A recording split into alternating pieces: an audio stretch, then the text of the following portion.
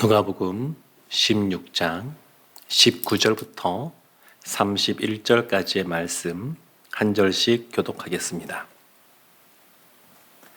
한 부자가 있어 자색 옷과 고운 베옷을 입고 날마다 호화롭게 즐기더라.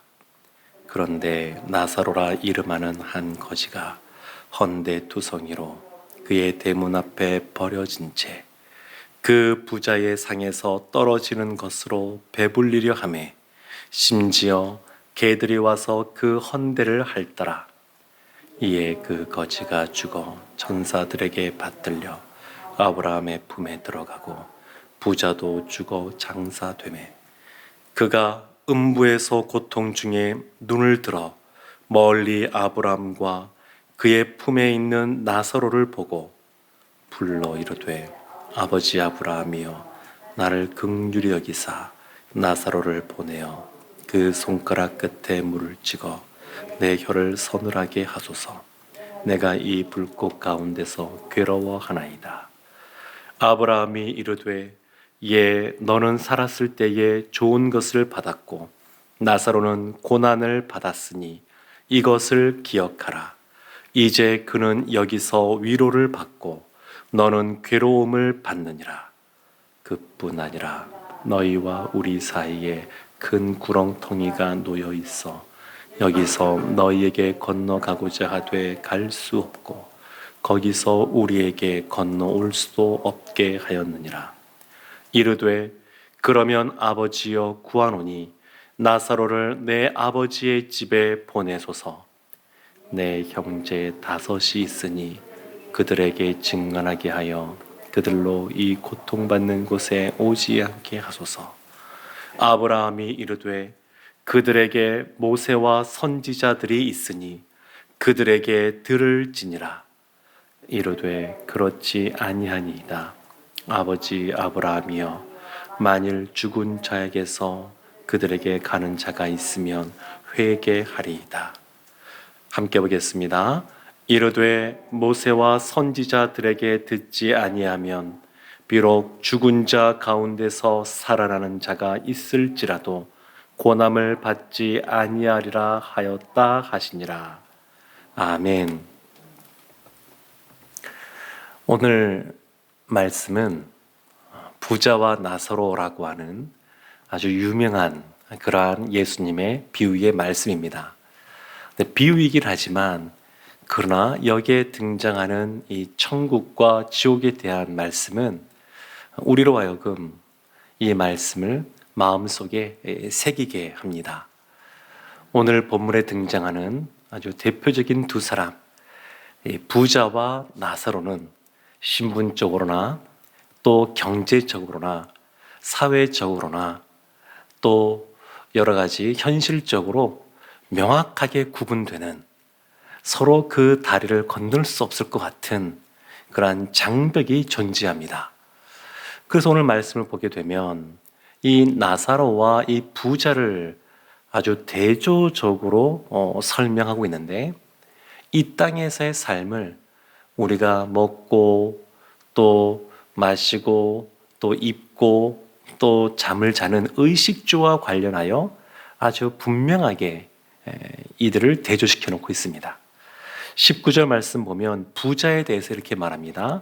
한 부자가 있어 자색 옷과 고운 베옷을 입고, 이 부자의 옷, 그겁니다. 의식주할 때 옷, 고운 그러한 자색과 베옷을 입고 있습니다. 화려하죠. 누가 보더라도 좋아 보이는 그런 옷을 입고 있습니다. 반면에 나사로는 어떠하냐면 20절 말씀이 이렇게 나옵니다. 나사로라 이름하는 한 거지가 헌데투성이로, 몸에 어떤 제대로 된 옷이 있는 것이 아니라 헌데가 이렇게 막 나 있는 겁니다.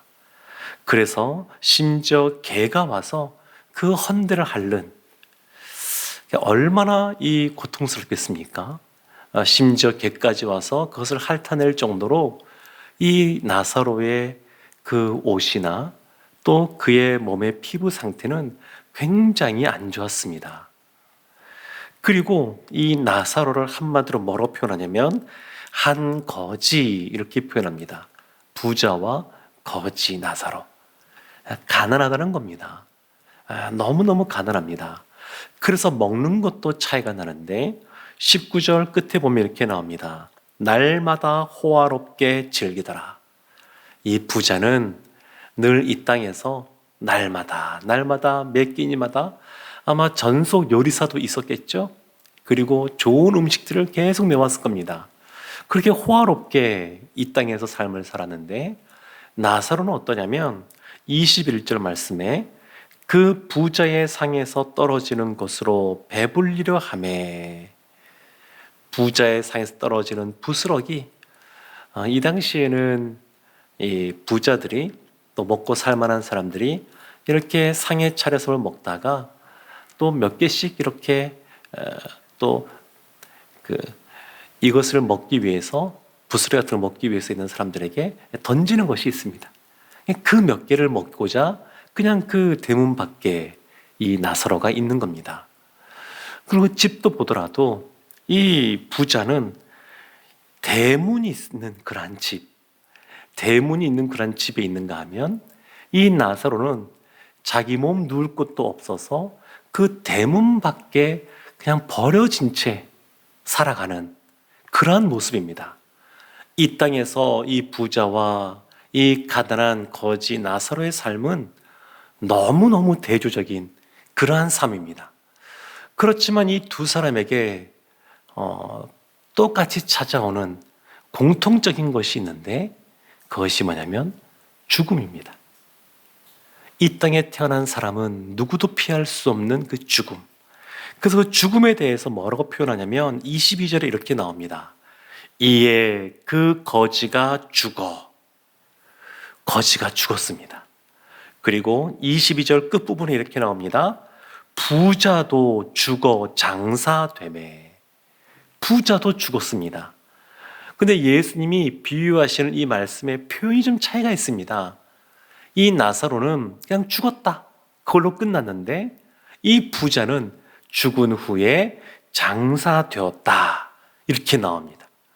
아마 그 거지 나사로는 뭐 죽어도 사람들이 인식도 아마 잘 못했을 겁니다.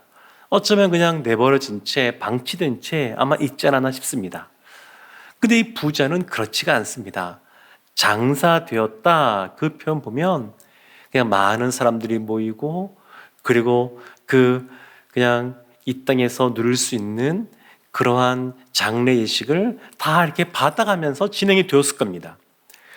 욥이 이 탄식 중에 욥기 21장 13절에 이렇게 말씀합니다. 악인들의 형통에 대해서 이렇게 말하는데 그들의 날을 행복하게 지내다가 잠깐 사이에 스올에 내려가느니라.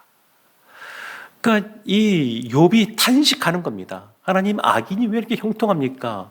이 땅에서 살아가는 동안에 늘 행복하게 지내고, 그리고 나이가 들어서 큰 질병 가운데, 고통 가운데도 있지 않고 잠깐 사이에 이 땅에서 죽음을 맞이하고, 죽은 이후에 사람들이 그 장례를 하며 그 사람을 높여주고, 이 사람은 참 잘 사는 사람이야, 대단해, 이런 이야기를 듣는 이런 악인의 모습 보면서 왜 의롭게 살아가고자 하는 저는 이와 같은 고통 속에 있습니까? 그렇게 탄식하는 부분이 나오는데 마치 이 부자가 악인의 형통함을 보여주는 것 같습니다. 이 땅에서 살았을 때도, 그리고 다 같이 죽음을 맞이할 수 있지만 그 죽음을 맞이하고 그 이후에 이 땅에서 벌어지는 것은 이 거지 나사로와 너무너무 큰 대조적인, 극명하게 대비되는 그러한 삶과 죽음을 보여줍니다. 사랑하는 성도 여러분, 그러나 이게 끝이 아닙니다. 현세만 있는 것이 아니라 내세가 있습니다. 죽음이 끝이 아니라 죽음 그 너머가 있습니다. 그래서 그 죽음 너머에도 차이가 있는데 23절 말씀에 이렇게 말합니다. 그가, 부자입니다, 음부에서 고통 중에 눈을 들어 멀리 아브라함과 그의 품에 있는 나사로를 보고, 여기에서 차이가 납니다. 이 부자는 어디에 갔냐면 음부 중에 지옥에 떨어져서 고통 중에 있습니다. 거기에서 이 나사로가 아브라함 품에 안겨 있는 천국에 있는 모습을 보게 됩니다. 그러니까 죽음 이후는 이 땅에서와는 완전히 역전된 모습이 나타납니다. 사랑하는 성도 여러분, 최후의 승리는 마지막까지 가봐야 알 수 있습니다. 최종 승리는 끝까지 가봐야 알 수 있습니다. 지금 이 지옥 가운데 있는 이 부자, 고통 중에 있다, 이렇게 한 단어로 표현합니다. 반면에 나사로는 어디에 있느냐? 아브라함 품에, 품이라는 단어가 22절도 나오고 23절도 나오는데 아브라함 품에 안겨 있는 겁니다. 주님의 품 안에 안겨 있습니다. 이 땅에서 육체적인 고통 가운데, 또 경제적인 어려움 가운데, 또 사람들의 여러 가지 멸시 속의 삶을 살았다 한다 할지라도 하나님 나라가게 되면 주님의 품 안에 안겨 있으면서 주님이 주시는 위로, 치유, 회복, 이런 것을 누리게 됩니다. 위로를 얻습니다. 천국이 어떤 곳이냐? 한마디로 말하면 주님 품에 안겨서 위로를 받는 곳이 천국입니다. 예수님의 비유의 말씀은 천국이나 지옥에 대해서 말하는 것이 강조점이 아닙니다. 그래서 굉장히 간략하게 나와 있습니다. 충분하게 설명하지 않고 그냥 아주 간략하게 이 천국과 지옥에 대해서 말을 하는데, 천국은 주님의 품 안에서 위로받는 곳이고 지옥은 고통 중에 거하는 곳입니다. 24절 보게 되면 이 부자가 아브라함을 부르는데 독특하게 부릅니다. 어쩌면 이 얘기는 너무나 자연스러운 것이지만 우리가 볼 때는 좀 독특합니다. 이렇게 부릅니다. 아버지 아브라함이요. 아브라함을 아버지라고 부릅니다. 유대인들은 아브라함을 자신들의 믿음의 조상이라고 생각하고 있고, 자신들은 그 믿음의 조상인 아브라함의 혈통을 이어받은 후손이라고 생각을 하고 있었습니다. 그래서 아브라함의 자손이라고 하는 자부심이 있었습니다. 어쩌면 이 부자도 이 땅의 삶을 살아갈 때 그렇지 않았나 싶습니다. 나는 혈통상 아브라함의 자손이다. 아브라함의 자손이니까 당연하게 이 땅의 삶을 다 산 이후에 천국에 갈 것이다. 아마 이렇게 생각하지 않았나 싶습니다. 그래서 아브라함을 아버지라고 부릅니다. 아버지. 그러나 천국은 누가 가는 것이냐면 혈통상 아브라함의 자손이 가는 것이 아니라 예수 그리스도를 나의 구주로 고백하는 사람, 그 사람이 가는 줄로 믿습니다. 오늘 이 비유의 말씀 속에서는 나사로가 이 땅에서 어떻게 삶을 살았기에 천국에 갔는지 거기에 대한 설명은 없습니다. 자세한 설명은 없지만, 그러나 이 아버지 아브라함이라고 부자가 부르고 결국 그가 영원 형벌 가운데 처한 것을 보게 되면 하나님 나라는 아브라함의 혈통상 후손이 가는 것이 아니라 그 마음이 가난하고 그리고 하나님을 바라보고 의지하는 사람, 이 땅에서 소망이 없는 것처럼 보여도 이 땅에서도 하나님 아버지를 바라보는 사람, 그 사람이 가는 줄로 믿습니다. 그런데 이 부자가 지옥 가운데 있으면서 이렇게 요청합니다. 24절 중간에 보면 나사로를 보내어 그 손가락 끝에 물을 찍어 내 혀를 서늘하게 하소서. 내가 이 불꽃 가운데서 괴로워하나이다. 안쓰러울 정도입니다. 물방울 하나, 그 아무것도 아닌 것 같은데 그것을 내 입에 좀 적셔달라고 이렇게 요청을 합니다. 지옥이 어떤 곳인지 그냥 분명하게 알 수 있는 것이 있는데, 지옥은 시원한 물이 없는 곳입니다. 우리의 목을 축일 만한 물이 없는 곳이 지옥입니다. 지옥은 어떤 곳이냐? 불꽃 가운데서 괴로움을 당하는 곳입니다. 불이 있습니다. 조그만하게 화상만 입어도 그것이 우리를 참 괴롭게 하는데, 그런데 이 불꽃 가운데 죽지도 못하고 그 괴로움을 당하는 곳이 지옥입니다. 그래서 이 부자가 그 물방울 한 방울을 요청했지만 아브라함이 분명하게 말합니다. 26절 이렇게 말합니다. 너희와 우리 사이에 큰 구렁텅이가 놓여 있어. 여기서 너희에게 건너가고자 하되 갈 수 없고 거기서 우리에게 건너올 수도 없게 하였느니라. 큰 구렁텅이가 있습니다. 이 땅에서 죽음 이후에 하나님 나라에 가느냐, 아니면 이런 형벌 가운데 처하는 지옥으로 가느냐, 그것이 결정되면 더 이상 그 사이에 왔다 갔다 할 수 없습니다. 큰 구렁텅이가 놓여 있습니다.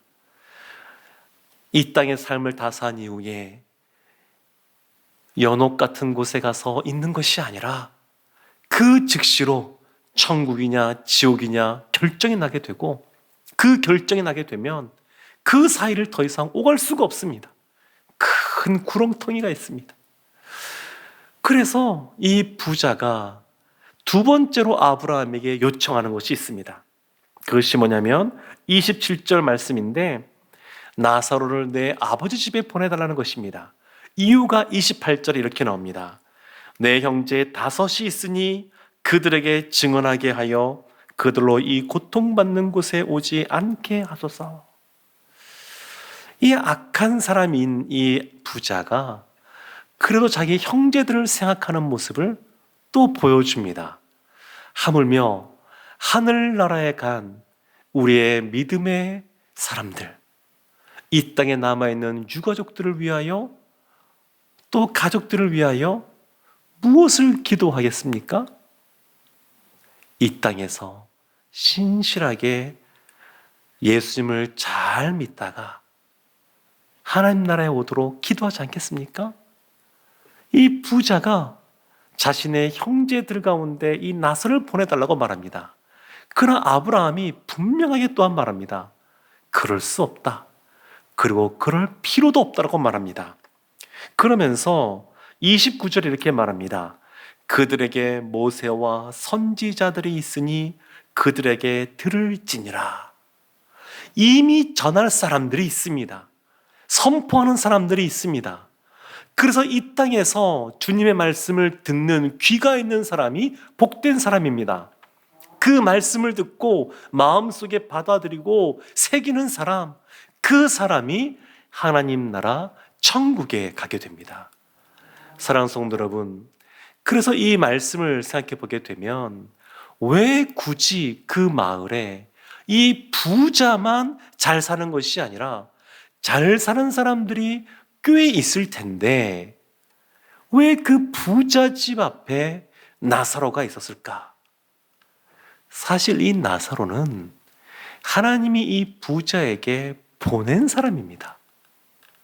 이 부자가 자신을 아브라함의 자손이라고, 아브라함을 아버지라고 부른다 그러면 아브라함이 행한 것처럼 행했어야 됐습니다. 아브라함은 나그네를 잘 섬기는 사람이었습니다. 오가는 가운데 사람들을 그냥 두지 않고 그냥 나그네가 보이면 어떻게 했느냐 잘 대접하고자 그 사람을 붙잡고 강권하여 먹을 것을 주고 쉼을 주던 사람이 아브라함입니다. 그러면 이 아브라함처럼 자신의 집 앞에 있는, 대문 밖에 있는 그 거지 가난한 이 나사로를 보면서, 아픈 이 사람을 보면서 그 사람에게 자신의 것을 나누어 주고 베풀어 주는 아브라함 같은 삶을 살았다 그러면 지금과 같이 죽음 이후에 이런 고통 가운데 거하지 않았을 겁니다. 사랑하는 성도 여러분, 그래서 오늘 이 말씀을 통해서 우리가 꼭 기억해야 될 것은 뭐냐면, 이 땅에서의 삶이 아무리 대조적으로 보인단다 할지라도 그것이 끝난 것이 아니라 죽음 이유가 있습니다. 거기에서는 이 땅과는 비교할 수 없는 극명하게 대비되는 대조적인 삶이 있습니다.